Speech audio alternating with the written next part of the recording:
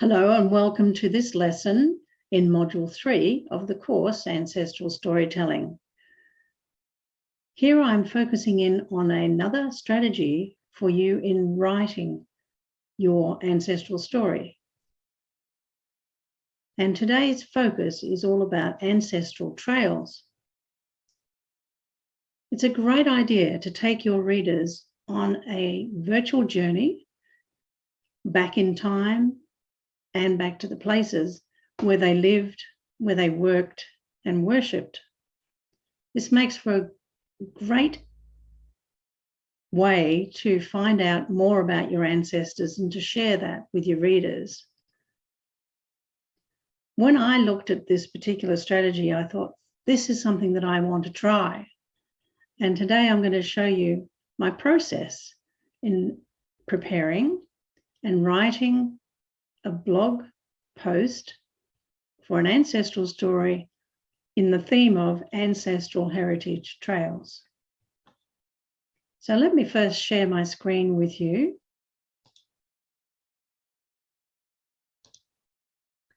And this is the course itself, the lesson that you're on. And you'll find below the video my notes for you about Ancestral Heritage Trail and a message as to where you can find an example of my latest post back in April using this strategy. And I'm encouraging you to have a go at these. So you'll find the links and everything else you need below the lesson video. There's even a downloadable trail guide for you. We'll come back to that in a moment. The inspiration for me in writing up my ancestral heritage trails came from one of my favorite bloggers, Jude, Genealogy Jude. And back in 2020, she posted a topic called An English Village, How to Find Out About a Place. And this struck a chord with me because the particular county she was writing about also features in my own ancestry. And we're talking about Hampshire in England. And in the post, Jude gives some ideas, some wonderful illustrations and strategies and tips on what you'll need to take your readers on a virtual ancestral heritage trail. So I encourage you to go and have a look at that. The link is in the notes. So with that in mind, I went to my notes in Evernote, where I like to store everything that I research about my ancestors. And this gives me the starting point for where I'm going to be writing about. And in this case, it's for my great-great-grandmother, Emma Newland. And she was born in Hampshire and grew up in a town called Thruxton. So that's the place that I wanted to explore. I have some other details about her listed here, her birth details, her marriage details, and her death details. But these are just the basic facts. And I need to colour those in with some planning. I also wanted to include information about her husband, my great-great-grandfather, Harry. And so I have his notes here beside me as well. Every now and then you'll pick up a few different things within these transcripts, especially in the census, where we can see that in this case, Harry came from Reddenham, also in Hampshire. And later on, we can see that at the time of his marriage to Emma, he was a carpenter. Their marriage place was Norbiton at St. Peter's Church. So with all those details in mind, I started thinking about what I wanted to write about and share with my readers. So my planning is done on my Trello board. And this is the plan for 2022. And in April, you can see here that in this list, I have Emma Newland featuring at the top, and this is a picture of the church they were married in. Details about Harry and his occupation. For Emma, in the card, I have some notes here about what I found out about her in the research, and that might be important for the way in which I'm telling my story. So again, this is just preparation and planning and putting the ideas together. And I like putting in the images which will help me colour in my story. So with all that in mind, I went across to Dabble Writer, my favourite tool for writing my stories, and began thinking about the content of this story. And it was under the heading of the April monthly theme called Check It Out. And I thought, that's ideal. I can write about people wanting to check out the places that I want to take them on. So I wrote my story here. And it's not all that long. You can see down the bottom here, it's about 795 words. And I'm talking about the places, the things that happened in those places, and the information about my great-great-grandparents. So several things from my research are now included in my notes here. My next task was to take all of that, so just an easy copy and paste, and then place that into a draft blog post, which you'll see the finished item here, which was posted on April 18, 2022. And here it is. At the top is a collage of images. There's the church that was mentioned for Emma and a few other places around Hampshire. And I've also used illustrations within the post with suitable captions to illustrate what the readers are finding out about.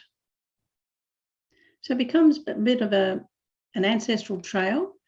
And in this one, I had found some information about a murder that had taken place in and around Thruxton in 1920, and thought that that would be of interest also for people reading this post. That's a bit later than my ancestors' time. Nevertheless, it brought in another feature, another image, and another piece of intrigue for that particular place.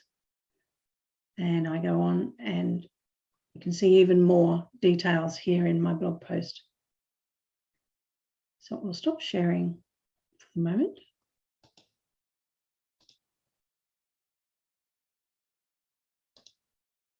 Come back to the screen. All of that is to give you motivation, inspiration, hopefully, to write up your story as an ancestral heritage trail.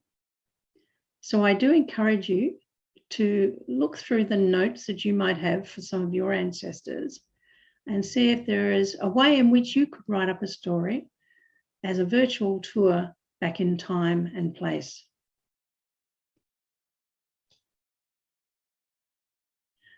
And one last thing before I let you go from this lesson, I wanted to share with you the handout that I have added for you at the bottom of these notes. I'm sharing my screen again, share the document. It's a Word document, so you can write on it. And what I have done here is taken the ideas from Genealogy Jude's blog post and made them into a document that is like a little itinerary or a map, and the things that you'll need to get going on your ancestral heritage. In each of these places, if you click into these boxes, you can simply write over the top. You can replace the image on the right-hand side by deleting that one and placing another one in its place if you wish. There are 10 points in this guide, So we have a look at maps, trade directories, which is where you'll find out information about occupations for your ancestors. The different websites, because what I wanted to make sure you have a look for are some of those easy places to find out about a particular place in the world, and Wikipedia is the choice there. You'll find out a lot about your ancestral villages, which are written in Wikipedia. And don't forget your local history. Lots of places that you can go to on the web to find out all about your particular area. And you find some pictures and or postcards by looking for those on the web as well. And also don't forget to contact and connect with your family history societies who will have more details for that local area. So in my case, I like to join in with some of the local family history societies online for the counties where my ancestors were born. Use your favourite tool, of course, to record your resources and the data for your ancestors. My favourite is Find My Past. And you may be lucky enough to find local history books. You can search for those in Google Books, and you may find that there are some that are free of charge. Also look for places where you can take your visitors on a virtual tour. It might be something that you found on a website. For example, this picture shows the tombs or catacombs of one of the famous cemeteries in London, Brixton Cemetery.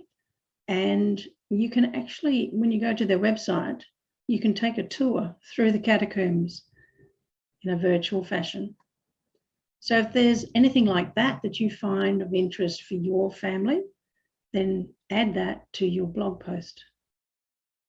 Newspaper archives is number 10, and you may just find that there was something of interest in and around your place for your ancestors in their time.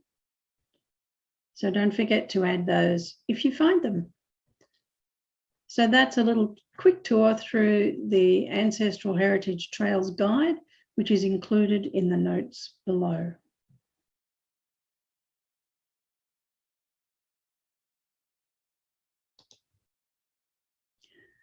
Have fun with this, and as I said before, let me know how you get on with creating your story as an ancestral heritage trail.